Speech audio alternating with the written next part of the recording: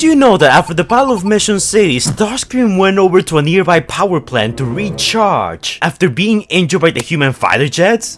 Or that before going missing, Optimus Prime sent a worldwide broadcast to humanity, warning them of the upcoming danger? Or did you know that fan favorite characters, Skits and Mofla, died at the hands of... Okay, you probably know that one. But the point of this is, the Transformers movies have no shortage of things we didn't see on screen. Some of it is publicly known, some of it is less publicly known. Strangely enough, some of this content could even be considered as canon, which is outright kinda bizarre when you think about it. So for today's video, I thought it would be fun to take a look back through memory lane while we await the box office success of Transformers 1 and look back at some of the Transformers scenes that we never got to see. Also, just letting you know, some of these are canon, some of these are not canon. I'll be looking at behind the scenes stuff, some animatics, expanded tie-in media like ARGs, comics, and novels. And I'll be primarily talking about stuff that we either haven't fully seen yet, it's still missing, or it has been released and it's part of the movie canon but doesn't appear in the movie itself. Check this already, ARG! But before we begin, hey guys, the Fire Brothers here. It's just me. My brother couldn't be here today because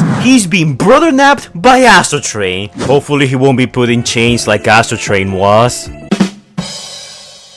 But anyways, these are the jokes. I hope you guys are enjoying them. So I'm not gonna go in any particular order for these. I kinda just wanna talk about some from movie to movie. Some are more well known than others. Some are very obscure that I'm surprised a lot of people knew about. And if I see that you guys like this type of video, you know, talking about stuff that we never got to see in the movies themselves, then I might consider doing a part 2 for the future. So first off, let's start with the thing that inspired this video. So I do YouTube shorts and lately I've been doing like one fact for every movie Autobot, movie Decepticon from each respective movie. Now I don't really get to cover everyone since there's only so much time in 60 seconds. So certain characters end up being cut. Don't worry, I'll make a part 2 including Sideways, I promise. But one thing that I mentioned in my latest video that got a lot of people surprised is what happened to Starscream after Mission City, which surprisingly enough a lot of people didn't know about. So this is part of the Sector 7 ARG, and as far as I'm aware, this is actually completely canon to the movies. After the Battle of Mission City and after being injured by the human military, Starscream quickly flees the scene while a woman in a highway starts chasing after him. She manages to spot him on camera quite a few times and she's almost even crushed by him. Damn, that woman has balls. Eventually she follows him to a nearby power plant where we can see that Starscream is feeding off the electricity there in order to repair himself from the damage he sustained in Mission City. So quickly after doing that, he transforms once again and leaves the planet.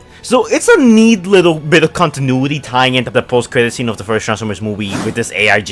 And this is one of those moments that we never got to see in the movie. But not only that, the Sector 7 ARG is just full of moments like this. Just to name a few, Sector 7 at one point caught a video of a group of American soldiers patrolling the Middle East when they suddenly get ambushed and killed by Blackout, weeks before the raid at Quatar Base. More infamously, some of you guys might have memories of like NASA sending a probe to Mars and then it landing on Mars before being destroyed by a transformer. Well, that actually comes from the Sector 7 ARG, and this whole segment also wasn't in the movie. So if you watch Transformers 1, you are never gonna see this footage, you're never gonna see this scene. And fun fact, the probe actually gets destroyed by Starscream, who's accompanied by the other 07 Decepticons. And before you say that the ARG is not canon, the ARG literally gets referenced to in the movie itself. It's doing one of those boring human scenes when the military people are talking. I know why most of you guys will probably forget about it, but they actually mentioned the probe being destroyed on Mars in some of the pictures they took, which is the exact same one from this scene. But sticking to the topic of ARGs, Age of Extinction also has some ARG that's actually really canon to the movie.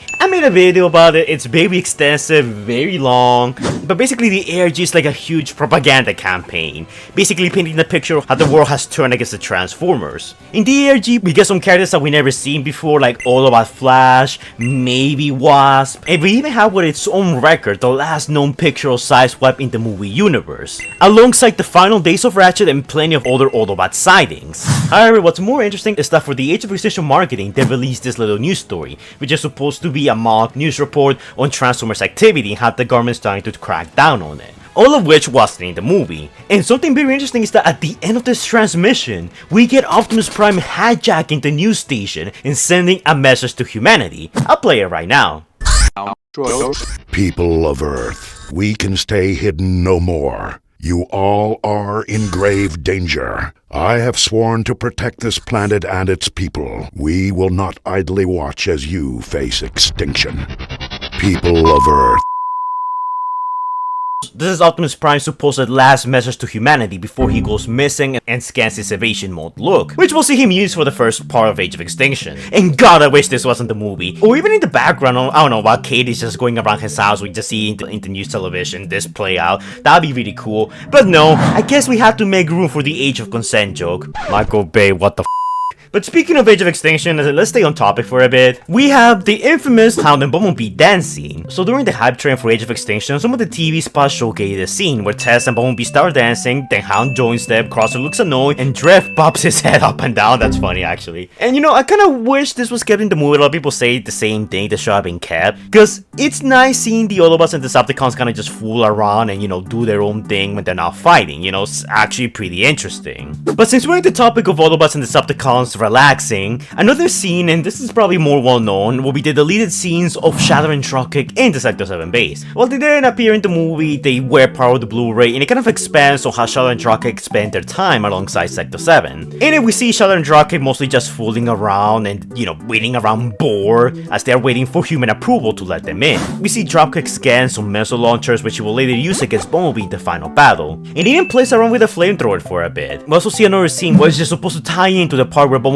connects to basically the electricity or whatever that was, and an energon surge happens, allowing Dropkick and Shatter to pinpoint his location. They're the ones to detect him instead of the humans this time around, which honestly I think is a much better change. However, the animation for this is pretty unfinished, since you can tell that Dropkick and Shatter literally move a frame per minute. I kinda wish these scenes would have been kept. Also, I just wanna make a little announcement before we go on. I'm selling some of my Transformers collection. I have a bunch of stuff listed on eBay ready for selling, so if you're interested in buying any of these figures, I have a Google Drive in the comments down below and in the description down below with the link to which figures I'm selling, which ones are sold, and which ones I haven't sold yet. So yeah, if that interests you, get one before they're gone.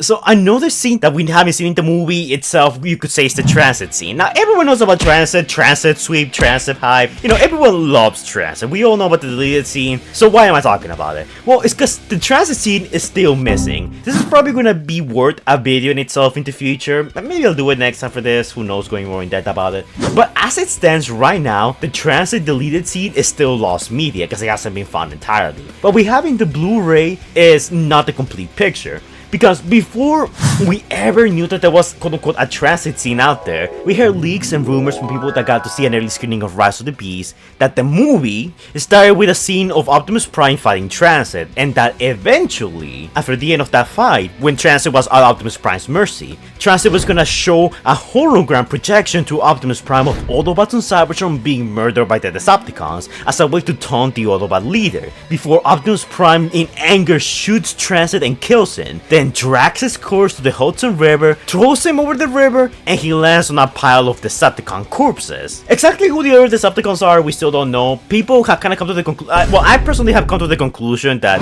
it's probably some reused Seeker models in the Bumblebee movie and a reused version of Soundwave. Because during the Rise of the Beast hype train, we got this little collection of toys that were supposed to symbolize characters that were in the movie. So, you know, while it's a G1 Battle Trap, it's supposed to stand in for Battle Trap, while we have Nemesis Prime, they're supposed to stand in for Scourge, and so on and so on. And there were some characters there that didn't quite fit, like Sound Blaster and a couple of Seekers. And I think that was a very intentional selection of characters, because they were originally intended to be in the movie. They were probably gonna be the Hudson River corpses that Optimus Prime had been collecting. And it's not only that ending that's missing, a huge portion of the fight's also missing. There's still more scenes of Transit and Optimus Prime fighting that still haven't been publicly released, such as Transit blowing up a small billboard, Optimus Prime receiving a scar from his fight against Transit, and a few other minor details we don't really need to talk about. But as it stands right now, while we have seen the transit scene, it's still missing, and it has moments of it that we still haven't seen. Hopefully it will get released one day, but to be honest, when it comes to concept art and deleted scenes and animatics, sometimes it takes years for some of this stuff to come out, so it wouldn't surprise me if we don't see the full thing until the year 2028. But anyways, let's step away from the reboot universe and let's go back to the Babers, the good old days of Revenge of the Fallen. Now this is a very well documented scene that you could say did happen in the movies, but unfortunately it got cut because of them, and that is Jetfire versus Ramsack.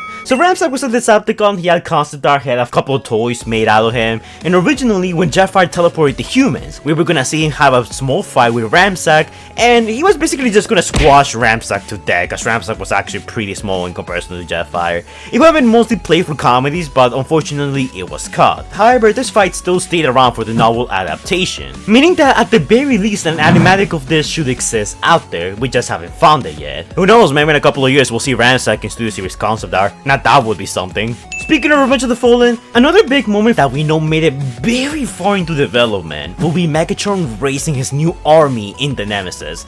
So this is something that made it very far into development so far that it got brought up in the games and even in the novel itself, but this was completely absent for the movie. In the movie, Megatron and Starscream gonna just leave and they're nowhere the wiser. However, as it turns out, they were actually meant to go back to the Nemesis and raise up the army the Fallen had prepared it. Which, by the way, is the same army that Starscream was talking about at the beginning of the movie when he first met up with Megatron. Honestly, this ending could be considered canonical, and while we don't have any animatics or any, visual proof that this actually made it very far into development, the movies themselves kinda treat this moment as if it did happen. And considering that by the time of Dark of the Moon, Megatron has suddenly a massive Decepticon army out of nowhere, this is one of those things that kinda fits in all honesty. If anything, it just serves to tie in Dark of the Moon to Revenge of the Fallen even better. Megatron's army just doesn't show up out of nowhere. No, it actually was established in Revenge of the Fallen and it builds up from that, which in my opinion is honestly kinda cool. Unfortunately, this moment had to be cut due to the movie already being long enough. Speaking of which, Cogman getting Natsusu's body is another well-documented occurrence of something that should have been in the movie, but unfortunately it was cut. Now, our only evidence for this existing will be the toys, Cogman's head, you can take it out and put it in Natsusu's body and it fits perfectly. And it seems way too intentional for that to not be the case. Last Bend even made an animatic of it 6 years ago. Oh my god, has it really been that long? And honestly, after his last scene with Sir Edmund Burton, Cogman's never seen again. So I feel like this was in fact planned, we just never got to see it. Cause then again, just look at the way Bumblebee shot Natsusu's, like his body's completely intact. So I could totally see Natsusu's body just falling from the sky, landing on top of Cogman. Cogman's like, oh, that looks cool, let me have that. Transforms and, commandeers it. So yeah, that was actually kinda neat. I'm hoping that Rise of Unicorn does something better with Cogman. I never cared about him. And speaking of the last 9, there is one huge missing scene from the movie that I see no one talking about. And that is, what the f did Optimus Prime go after giving his speech? Like 1 second he's like, this will be our finest hour, then leaves. And the next time they bring up Optimus, Kate's like, yo, where's Optimus? And Lennox's like, I don't know, man, he never made it here. And I'm like, what? Where did he go? And don't say he went off to go find Dragonstorm, because Dragonstorm was already in the battlefield. So this is either very poor continuity in the last 9, which, wow, shocking, last 9 having poor continuity, who would have thought? Or there's a missing scene here that hasn't been discussed yet. Like, there was no reason for Optimus to not already be on the battlefield, especially when he got a head start. So I think there is something fishy here. Something doesn't quite add up. And the weird part is that none of the concept art or any statements or behind the scenes animatic from DLK tells us anything that could answer this question. If anyone knows, like, let me know, because to this day, one of those weird things that hasn't been answered or acknowledged by the community. So this is one of those moments that I feel like everyone who's even a casual movie fan just knows about, and that is that the twins were supposed to die in Dark of the Moon. But the twins had a bit more to do than that. In fact, some of the behind the scenes even reveals a couple of scenes that the twins were supposed to be in, at least in vehicle mode. They were supposed to roll out with the Autobots inside the nest base, roll out of it with them, even have some shots of them just patrolling the streets. And this is a whole thing that we know it's real, the comics have covered it, the novel has covered it. Ironhide gets killed and Sentinel gets ready to kill Bumblebee, but before he gets a chance, the twins get in the way and protect Bumblebee before getting killed themselves. It's actually a very nice moment for the twins. Look, I'm not the biggest Twins fan. I don't like them, I don't hate them, I just never really cared about them. But I feel like a scene like this would have changed a lot of people's minds on the twins. And weirdly enough, despite this being a novel and comic only type of thing, it almost gets treated as actual canon by, producers and even Hasbro themselves, like that scene did in fact happen. I'll be completely honest, I'm pretty sure an animatic of this probably exists out there, because very early on the twins were planned out to be in the movie until they were eventually cut because of fan backlash. So an animatic of this should maybe exist out there if they got far enough in development to do it, but as it stands right now, it's just one of those things that all we have for visualization is the comic adaptation, and whenever Raharaha Manoharan decides to make a video animation for this, I still have faith that he'll do it eventually. And lastly, I want to talk about some unused animatics that, had some ideas that unfortunately never made it into the movie. You know how in Age of Extinction, the Autobots and the Dinobots kind of just, go from the forest to the city in like between shots and that's it? Well, originally, they were gonna have a welcome party as soon as they start getting closer to the city. The Autobots were gonna ride forward and they were gonna be met up by an army of KSI sentries before quickly dispatching them.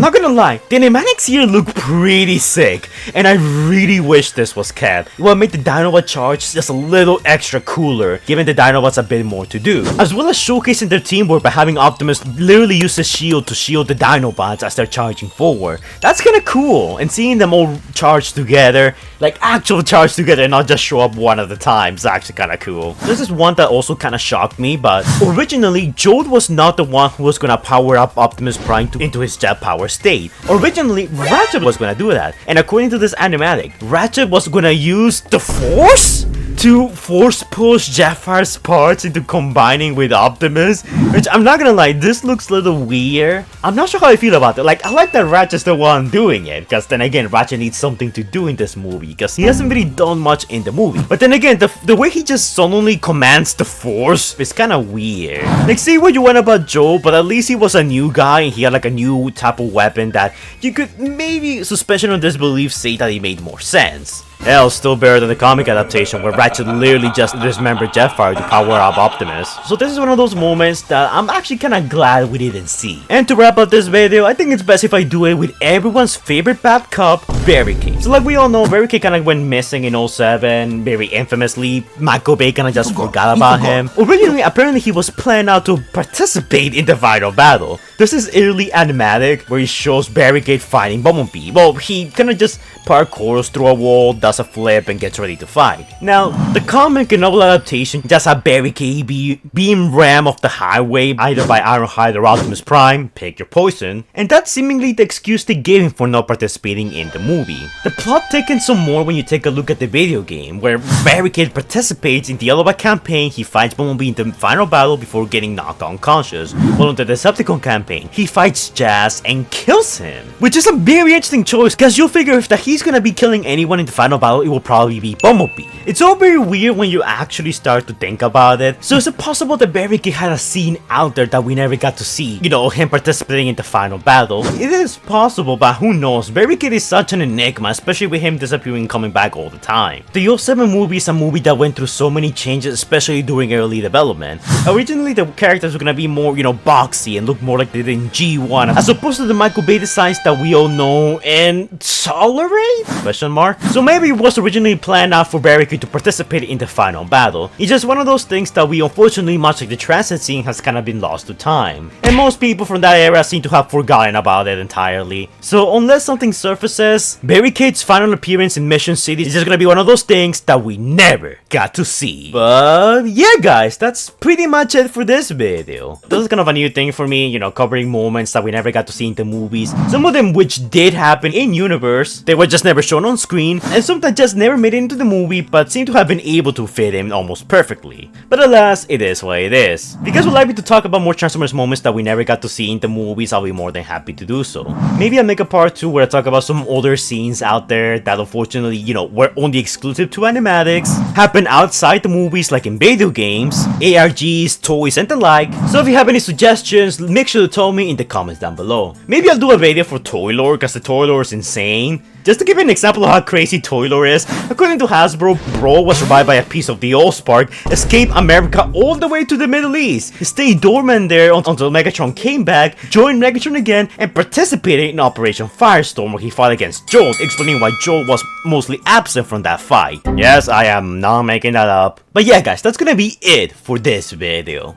Let me know your thoughts in the comments down below. What do you think of some of these moments that were in the movies? Do you think they should have been kept for the movies, shown in the movies, or do you like that the movies, sometimes go out of the way to explain stuff in outside material like ARGs, comics, novels, and the like? I personally kind of like it because it feels like, every piece of media kind of, comes together to build a larger whole. Like if you want to understand some things better about the movie universe, then you might want to read a comic or a novel because they have exclusive pieces of information that kind of adds up to it. I understand the whole thing, you shouldn't have to read a novel to understand the movie, which I completely agree, but at least in my opinion, everything else here kind of feels like something that helps building the movie universe a bit more than convoluting or taking away from it. But again, to each their own.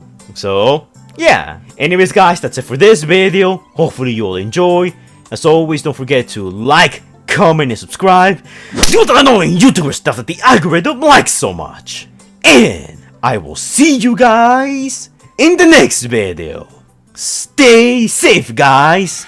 Anyways, guys, before we go, shout out to our amazing Patreons: Steve Martin, Climber611, Inferno65, Winsolopes Hightower, Scout, Collie666, Silverman, King Sparta, Supercell Informant Headshot, Xavier the God, Stitch Productions, Scrub Lordo, and Predicting Hunter Plays. And also a big shout out to our channel members: Shin Leviathan Dragon Phoenix, TF Cypher, and Laser Sin. Thank you all for your support, guys, it's much appreciated. It really helps me keep the channel going, and you get a few perks from it. Link to the Patreon and channel membership in the comments down below with more details on them if it interests you. But anyways, thank you for your support, guys, it's much appreciated, and I will see you all in the next video.